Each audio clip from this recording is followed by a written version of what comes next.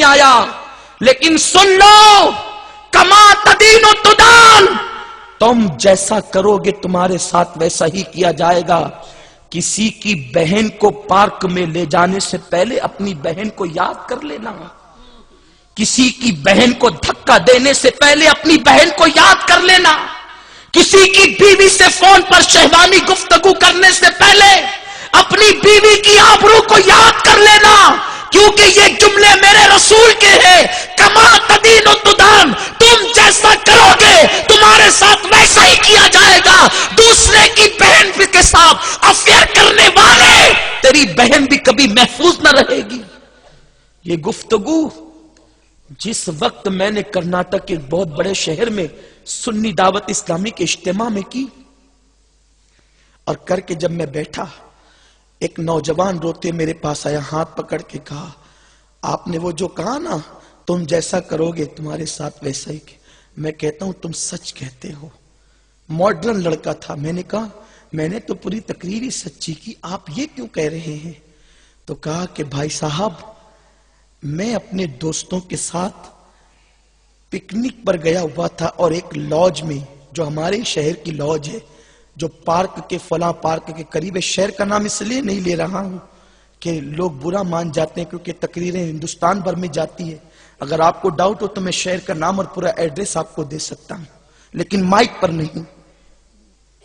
Park کے قریب لاج تھی، دوستوں نے مشورہ کیا چلو لاج میں چلتے ہیں۔ فلاں لاج کے اندر آرام کے ساتھ ساتھ لڑکیاں بھی ملتی ہے۔ جب وہاں پہنچے تو مینیجر سے کہا کہ کتنے وقت میں تم لڑکیاں فراہم کر سکتے ہو؟ بڑی معذرت کے ساتھ علماء سے معذرت چاہتا ہوں، نشتر جو لگاتا ہے وہ دشمن نہیں ہوتا، یہاں نہ کہوں تو پھر کہاں کہوں؟ یہ دستور زباں بندی ہے کیسا تیری محفل میں، یہاں تو بات کرنے کو ترستی ہے زباں میری، کچھ کہوں تو کہاں نہیں جاتا، چپ رہوں تو رہا نہیں جاتا، دل کے جذبات کہتے ہیں کہ ساری باتیں کھول کے رکھ دی جائے۔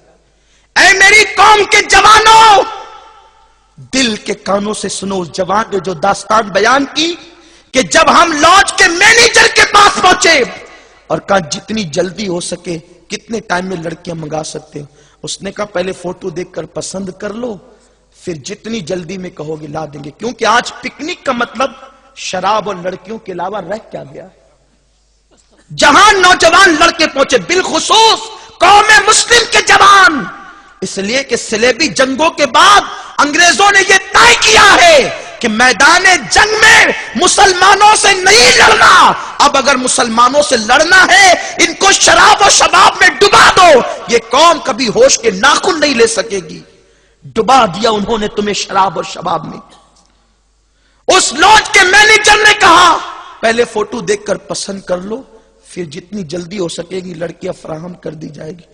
وہ کہتا ہے کہ جب مینیجر نے جو ہے وہ ٹیبل پر تصویروں کو پھیلانا شروع کیا، ایک تصویر کو دیکھ کر میرے پیروں کے نیچے سے زمین کھسک گئی۔ میں نے کہا وہ کیا تھا؟ کہا کہ ان تصویروں میں میری اپنی بہن کی تصویر بھی تھی۔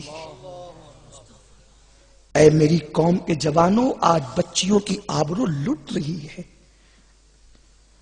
مسلم بچیوں کی عزت بکریوں سے زیادہ سستی کر دی گئی ہے۔ مشرکین کا تو پلان ہے تنظیم کا، اس تنظیم کا نام بھی کیا لوں کہ مسلم بچیوں کے پیٹ میں غیر مسلم لڑکوں کے حرام بچے پلنے چاہیے۔ باضابطہ طور پر وہ اپنی قوم کے لڑکوں کو اسکول اور کالجز میں اس لیے بھیجتے ہیں تاکہ تمہاری بیٹیوں کے پیٹ میں ان کے بچے پلے۔ اور آج مسلم باپ اتنا بے غیرت ہو چکا ہے، بیٹی بے پردہ جائے دوپٹے کو مفلر بنا لے، باپ کو کوئی فکر نہیں، بیٹی کی ڈگری سے مطلب ہے، لعنت ایسی ڈگری پر جو عزت کو فروخت کرنے کے بعد ملتی ہے۔ سنو، ہماری بیٹیوں کو ہم کسی ایسی لعنتی ڈگری دلانے کی عادی نہیں، ہماری بیٹی کو کنیز فاطمہ کی ڈگری مل جائے اتنا کافی ہے۔